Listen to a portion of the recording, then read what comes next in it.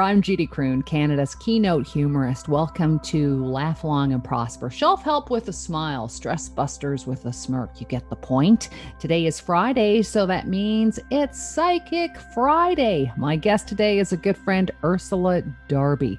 Ursula has been a medium and a psychic since she was very young. Experiences with spirit started as a child and have shaped her into an effective and conscious communicator with the other side. She delivers messages to loved ones from people in spirit. Using her psychic abilities, Ursula reads her clients' past, present, and future in detail. She's been very busy. She's been doing shows on TV like The Stranger Experiment, which is streaming right now on Crave. She's also doing the Auntie Jillian show. And recently she was on an awesome podcast that you can also catch the YouTube version, the video, Cat and Nat. And what happened there? Well, Ursula, you tell folks, welcome to the show and give us a quick rundown on what's been happening with your career. Thank you so much for having me, Judy. I love talking to you. Me too. I've had lots of opportunities, like you mentioned, The Stranger Experiment, which is streaming on Crave. You'll get to see me talking to someone, which I obviously don't want to reveal it till you get to watch it. So go and have a watch if you have Crave. I met with Cat and Nat. I didn't know who they were.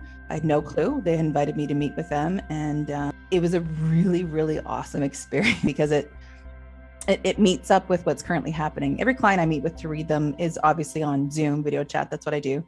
And a lot of people have been meeting me with, they're sitting in their cars, which makes sense if they have a family, things that are happening at home. And of course, I've never seen Cat and Nat before. And before we started recording, they were driving in their car talking to me. I've been suffering with vertigo for quite some time. So I actually had to put my hand over the camera and tell them to stop and wait. So when I reoriented my brain and they stopped, then we started chatting. So they're really great people, pretty open to the process. Some things that were challenging for them, which happens with a lot of my clients. A lot of my clients will resist information that I've given to them. So if I've talked about someone in spirit, given a name or a connection that they've said, no, that's not them. And that happened. When it was something really obvious, I talked about a father in spirit. And one of the women kept saying, well, it's my stepfather. I'm like, still family member, still a father. So Exactly. It was funny because she was really adamant to be clear about that. And, you know, some people are sticklers. Some people want exact. But you know what? If I had exact and I was perfect, my life would be so different. For sure. Yeah. So, obviously you're very, very busy and you're doing a ton of stuff. But one of the things that I wanted to chat with doesn't have to do with our two-legged beings. It actually has to do with with animals, with pets, because a lot of people don't know that you're also a pet psychic. So share with us, how did you know that you could read animals? What kind of animals do you read and what do they tell you? I'm going to be honest. I didn't know. Well, for a long time, I didn't know what a psychic was. I didn't know what that meant. So psychic means that you can read energy. You can read anything that's around you, animate and inanimate. And so, of course, I didn't consider animals at all. It just didn't cross my mind for whatever reason. And for quite some time, I've always had a fascination. I've always loved animals, whether domestic or wild, all the above. I grew up in the countryside. And I used to joke a lot and pretend, say what I thought an animal was saying. So if I saw a person, and I was with a friend, I saw a person walking their dog, I would give a narrative with the dog. And so we'd all burst out laughing and stuff. And then it turns out I was reading them. I didn't know I was reading them. I hadn't put two and two together, which sounds like an odd thing for people to hear. And when I applied the exact same rules of how I read human beings, it's the exact same thing for animals. So my only resistance to it was that I thought, how is that going to make sense? Because people would say to me, well, you know what, and they're an animal, they don't speak English, they don't do those kinds of things. How could you possibly know these things? And the same rules apply. When I read an animal, whether it's in person or by a photograph, same as people, that energy and information is still there. So the first thing that I do is I ask for permission to access them, to know what they want to show me. Mm-hmm. And I perceive the information through my five senses. So I will feel in my body how that animal feels. So they'll indicate to me where they have stressors, discomfort, things happening in their anatomy, illnesses, things like that. And I'll also be shown discomfort or how they're feeling about something. And they'll put into my mind, like I'm watching a video, watching their behaviors and their responses. And then they also show me how those responses and behaviors were born, what had happened, what had started them. And I relay that to the caregiver. I relay that to the person that cares for them and looks after them. And in that, I'm also shown solutions with what will happen and how they can support their animal, whether it's a horse, a bird, a dog, a cat. I mean, I can read any animal pretty much.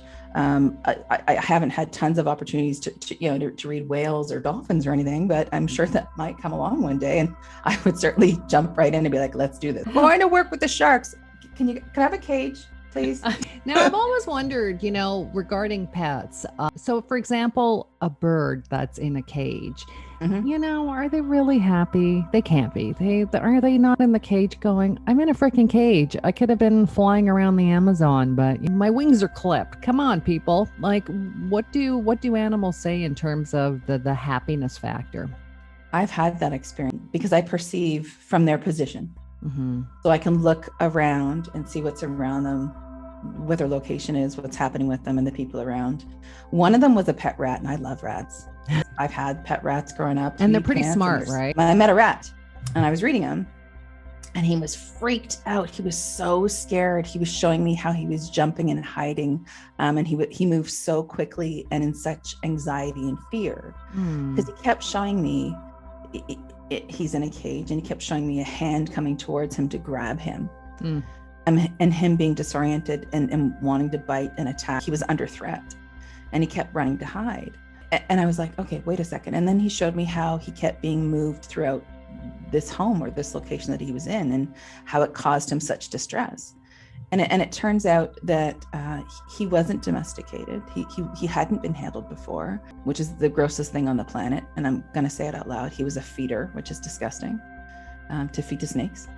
So this family had taken him and rescued him. And of course, they didn't realize that he'd be terrified of them trying to pick him up, right, and be close to him. And over time, it changed. But that was the first thing he showed me was how terrified he was. And then he started to show me how he bonded with his caregivers and how they were gentle with him. It was a family, it was a mother and son.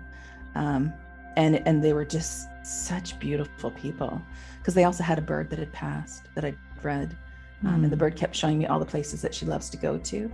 And she kept showing me a drawer that she likes to hang out in the kitchen. So it's in the drawer. And she said, yeah, she hung out all the time. I'm like, who puts a bird in a drawer? No. The bird put herself there with the drawer open, obviously. Oh, it's funny. It's been shown to me. And it's like I said, it's like watching a movie, right? So it's perceiving from their perspective. Literally, it's not me looking at them. It's like I am them. So no, possession's not real. It's bullshit. But it's an option that I use to look from their perspective, so I can see what's going on and I feel their emotion. So that's what helps the people that are caring for these animals and help strengthen their bond or that connection. Are some animals more talkative than other animals? So for example, is a bird way chattier than a cat? Cats seem to be standoffish, but maybe they're not. Maybe they're total chatty Cathys once you go into the psychic world with them. Is there any sort of set rules in terms of, who's chatty and who's not? That's what I love about my work, is that I never know what to expect. If I rely on something to be a certain outcome, it's never that, and I'll mess it up and I'll be just disappointed. What I can rely on is knowing that every single person I read, whether they're here in spirit or animals that I read here or in spirit, that they're going to use a combination of ways to communicate with me using their senses.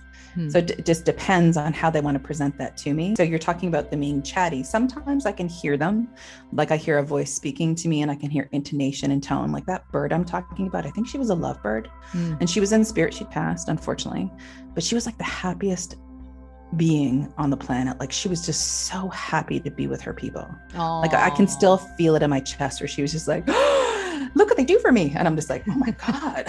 She would show me in detail. What did they do for her that she loved? Well, she showed me places where she was taken in their home. She was allowed free roam. So that's how they set up their home safely. But she showed me the location where she would sleep at night and when she'd be caged, so she'd be secure. But in the daytime, she had moved about, and she showed me all the different areas that she perched that she loved. Now, did you check that out with the owners afterwards and say, the bird is showing me this place, and this place? Is that true? That's what I do every time. So I present evidence and data that's being given to me, and I ask the caregiver to say yes or no to confirm it. Always, I want it confirmed. I don't want to just ramble on, because anybody can say anything in this position, right? Like, your dog likes his bed. Really, Jill? Get over yourself. Okay, now I cut you off. Sorry. So what about cats? What's the deal with cats? She was awesome. It's funny because she showed me. So I don't know the people, right? And I'm reading from a picture. So the people that I'm talking to are their caregivers, and they're on camera, but I'm not looking at them. I'm looking at the photograph and I'm connecting to what the cat is showing me. So I don't know any of the story at all. The cat starts to show me the quote unquote other cat in the house. Oh boy. And she's like, we're not friends. Let's make this clear. We're not friends. I don't like this one. I'll tolerate this one. You hear me? This one, not even calling it another cat. Like she's like, nope, we will tolerate each other in the same space, but I really don't want to be around them.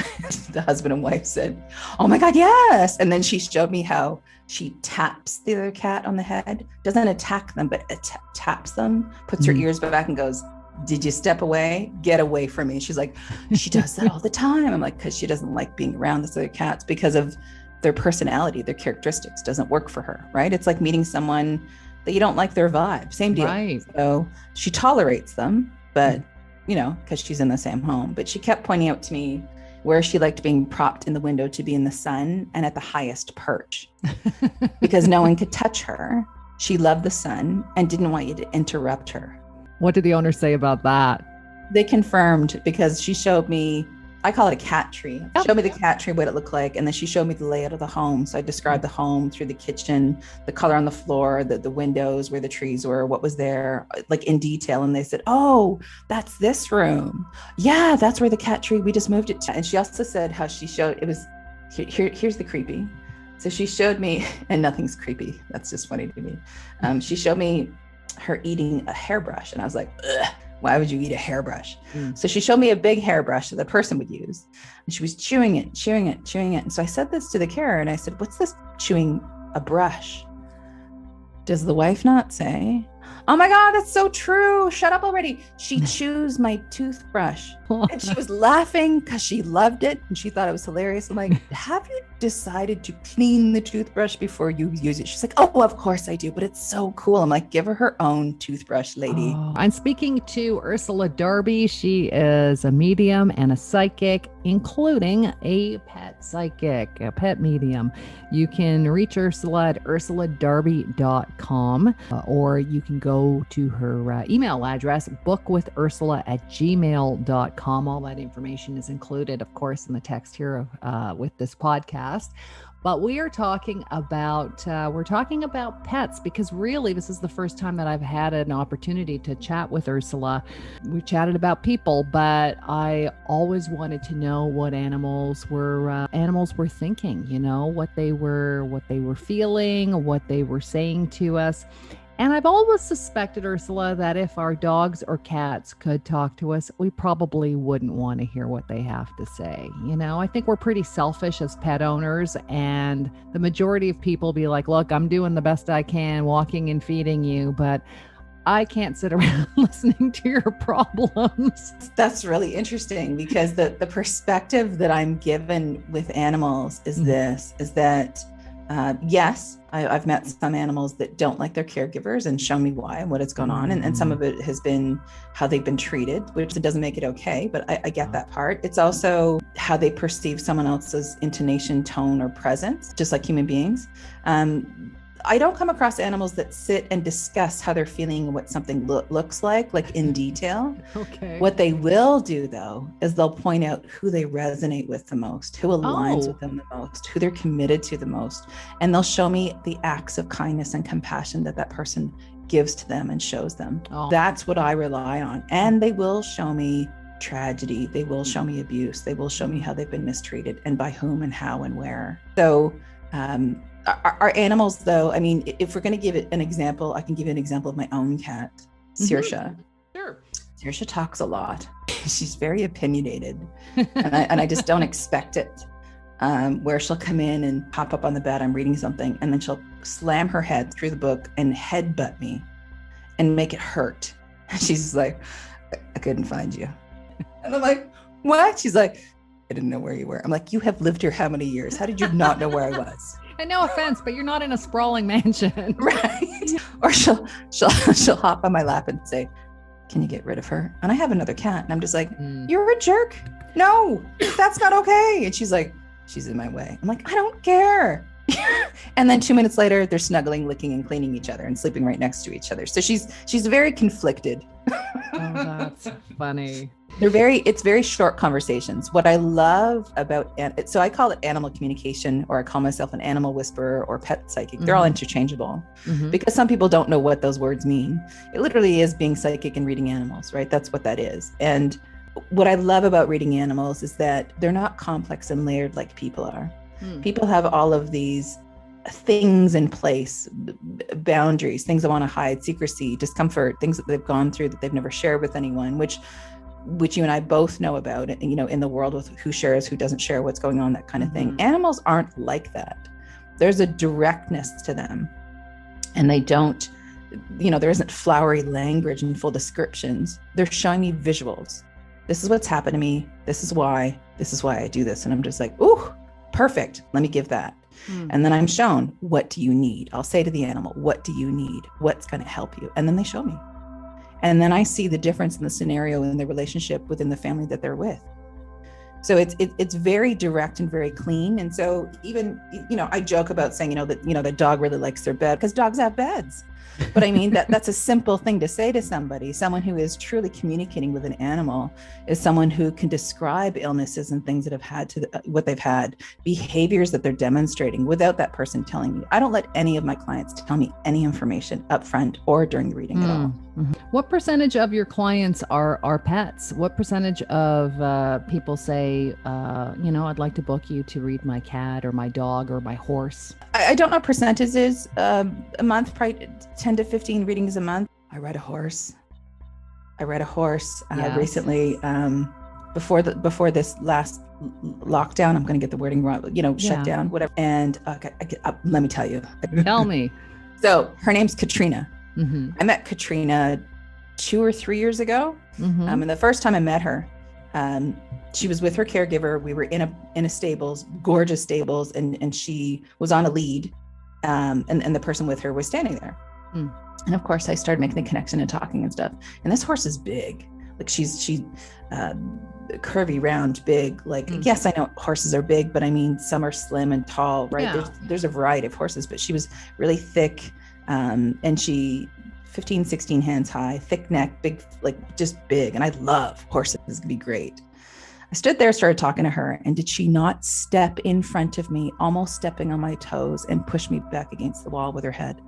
She did it to scare me. She did it to assert herself, to not let me read her. Whoa. And it scared me. And I stood there and I didn't move because I'm like, no. I get that your size is there. I'm not here to hurt you. I'm going to wait this one out. I was inside. My heart was racing. I'm not scared, but I know what she's doing. And I said to her caregiver, I said, does she always do this? She's like, always. This is not going to happen, right? This is like someone crossing your boundaries. So I started asking her and engaging her further. Why are you doing this? What's going on? And then she started to show me what happened to her. So that's how I knew that she was forced into doing things that she didn't want to do. And she was, always being told, and she was finding her voice and asserting herself because she'd been moved to a new location. So she was had become really reactive to other horses at the stables where she was because of what had happened to her previously. So that was the most jarring experience that I've had. Second time I met her, she was kind of calmer. Third time I met her was about a month and a half ago. She was so nice to me. The information that Katrina gave you, were you able to pass that on to the owner, and the owner was able to make the changes? So by the third time she saw you, she realized that you were on her side. Yes, because I articulated all these things that the caregiver had confirmed, right? So they had confirmed everything that I talked about, what I was being shown, and she said, if you don't want to do that, I'll stop it. And I said, no. I said, it's kind of startled me for sure because she's way bigger than I am, but I don't want her to think that I'm not on her side. So I wasn't willing to move. And when I'm working with any animal in person, I don't touch them. I try to look away from them. I try to give them their space so they can assert themselves and take up that space and be confident. And because I don't have permission to do that, right? It's like walking up to a stranger on the street, hugging them and giving them a big fat kiss going, hey, what's up? You're like, no, awkward. You're really awkward, lady. Get off of me. Yeah, I stopped doing that after this restraining order. Get back, lady. Here's the paperwork. When I met Katrina last, she had a sense of ease about her, and she had grown through what had happened previously. She'd been in fights and had been bitten several times by other horses, and she was ostracized, and also based upon her presence and her experience. So it didn't lend itself to creating some of those connections. So we talked about that, and she showed me what those were and how that's changed. And she's become much more grounded, much calmer, and is able to handle the environment, as opposed to before, if she felt fearful all the time and wanted to defend herself, that those behaviors were no longer there. I've never chatted with you about the subject of reincarnation, but I just wonder, we're talking about animals. A, do you believe in reincarnation? And B, are they people in previous lives, or were we animals in previous lives? What's your take on that? Well, this is an opinion. So, I mean, it's not necessarily something that I've specifically experienced. Do I believe in reincarnation? I do believe in reincarnation. I haven't had enough experiences with it personally or professionally to be able to give you ideas or information or structure about it that's in depth. I can only give you something that's much more superficial. So I have done past life regressions, and I have seen those, and I remember them vividly. And I was never a person to quote unquote believe in that. I was like, this is a load of shit. Like, I'm not, this is crap, right? Because when anyone talks about a past life, they were a king or a queen or some warrior or some kind of shit like that. Well, you know what? 7 billion people in the world. I'm going to go with there's some rock pickers out there that don't know that they're rock pickers, right? So exactly. Right. Someone still had to clean the bathrooms. Guess what? Everybody couldn't be a king or a queen. Exactly. So those experiences showed me people in my present life that I saw in my past life. Oh. Yeah. I saw they were completely different. I was different genders. Different lifetimes, different genders. I remember going into this meditation, and when I do meditation, it's really vivid for me. It's very visceral for me. I have some really incredible experiences with it. And a friend of mine facilitated a treatment, which we can talk about later if I can recall it. I can't recall it at this moment. And she was running the meditation, and she'd said to me, we're going to go back in time. And the second that she said it, of course, now we've gone back in time. She was trying to describe something else, but now my guides took me somewhere else. I looked down and I was a man, and I could describe what I was wearing. And I'm going to go with big, burly, hairy man. Hey, if you're going to be a man, you might as well go full turkey. Right. So I was just like, this is really awkward. And in that lifetime, I could describe the scenario, the scene, everything, where I was and who I was with and who was around me, and family members presently in my life in this lifetime too. One of them, my dad, was my brother. This is ridiculous, but it was a completely different scenario. And so I do believe in it. Have I met animals that have lived as human beings? I haven't had that experience. I'm not so sure how that would work. It makes sense to me. If you want to experience different lifetimes, species, locations, other planets, because I'm going to go there. And that would make sense as a soul, that you want to experience different lifetimes and perceive them. I can see that for sure. I can see what that would look like.